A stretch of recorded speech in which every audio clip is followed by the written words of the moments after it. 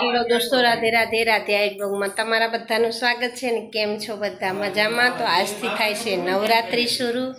તો પહેલાં તો બધાને નવરાત્રિની ઢેર સારી શુભકામના અને માતાજી 9 દિવસમાં બધાની મનોકામના પૂર્ણ કરે એવી પ્રાર્થના સાથે આજે આપણે બ્લોગ ચાલુ કર્યો છે.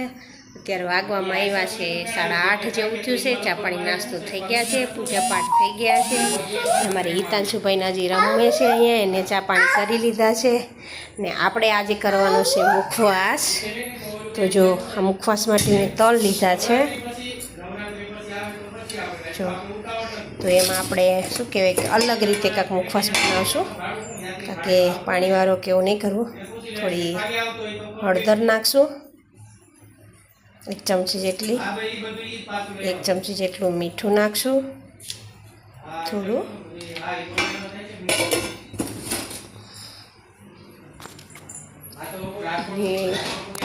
તમે કેવી રીતે બનાવો તે જરૂરથી કહેજો. અને થોડું લીંબુ નાખશું જેથી કરીને ખાટો મીઠો સ્વાદ આવે, અને થોડા અજમા નાખશું.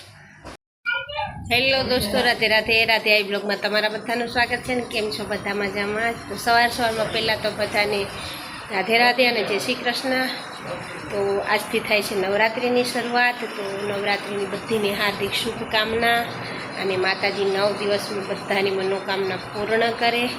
અને આજથી જો આપણે 9 દિવસ સુધી સાડી પહેરવાના છીએ.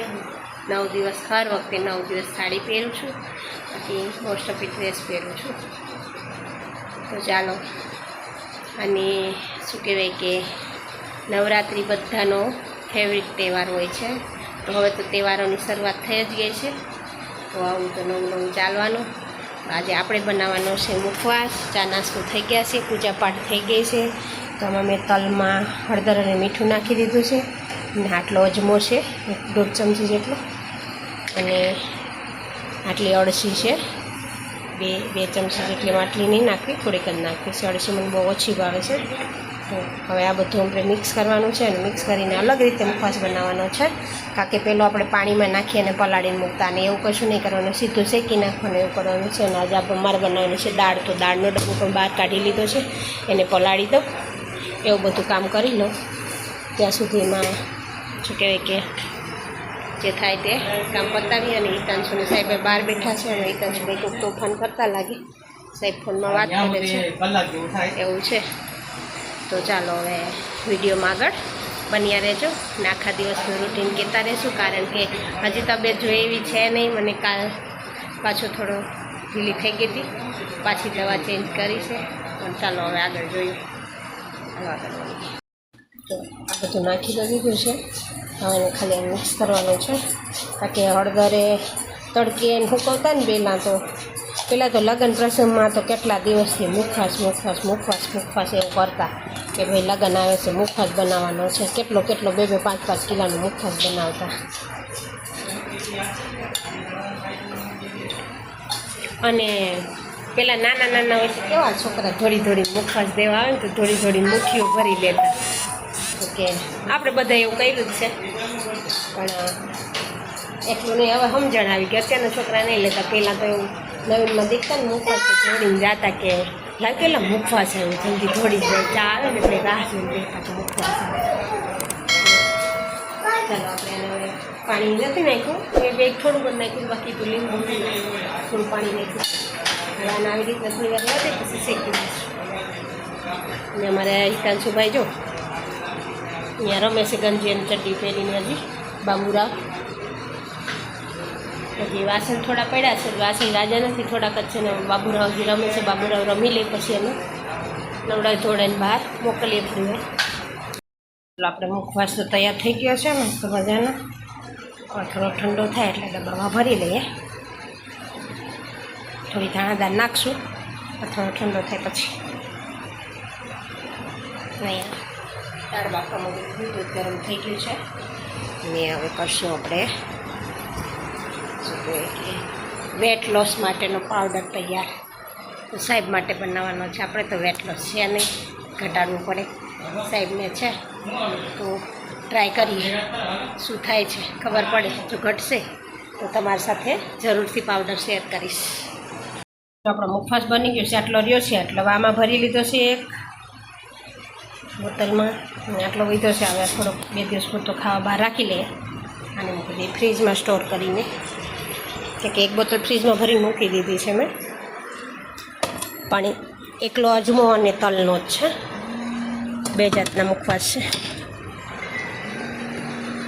જો આ વેટ લોસ માટેની ફાંકી તો મેં તૈયાર કરી લીધી છે, પણ આમાં શું શું ઇન્ગ્રેડિયન્ટ્સ નાખ્યા છે હાલ નહીં કહું. કારણ શું ખબર, કે આપણે પહેલાં સાહેબમાંથી ટ્રાય કરશું, જો એને વેટ લોસમાં ફાયદો થશે તો જરૂરથી તમારી સાથે હું શેર કરીશ અને જરૂરથી કહીશ કે આમાં શું શું ઉપયોગ કર્યો છે મેં ફાંકી માટે.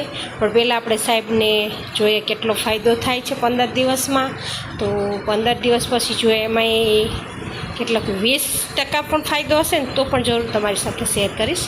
ચાલો તો આગળ વિડીયોમાં મળશું ને આનો ઉપયોગ સાહેબ પાસે રોજ કરાવશું.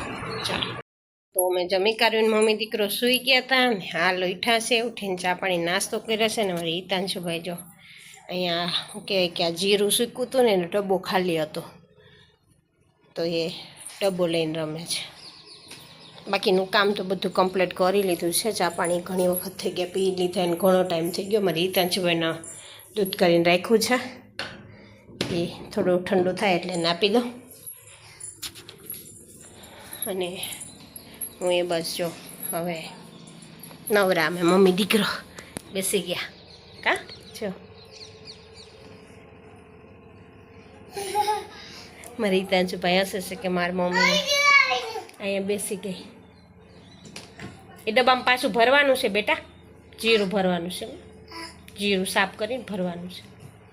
સાફ કર્યા વિનાનું જીરું હતું એટલે હવે ભરી લઈએ. ચાલો તો એ કામ કમ્પ્લીટ કરી લઈએ. વાસણ જમીન મૂક્યા હતા બપોરના અને ચા પાણીના થયા તો કરી લઈએ ફટાફટથી. અને ગરમી પણ જોરદારની છે અમારે, તમારી આવી જશે.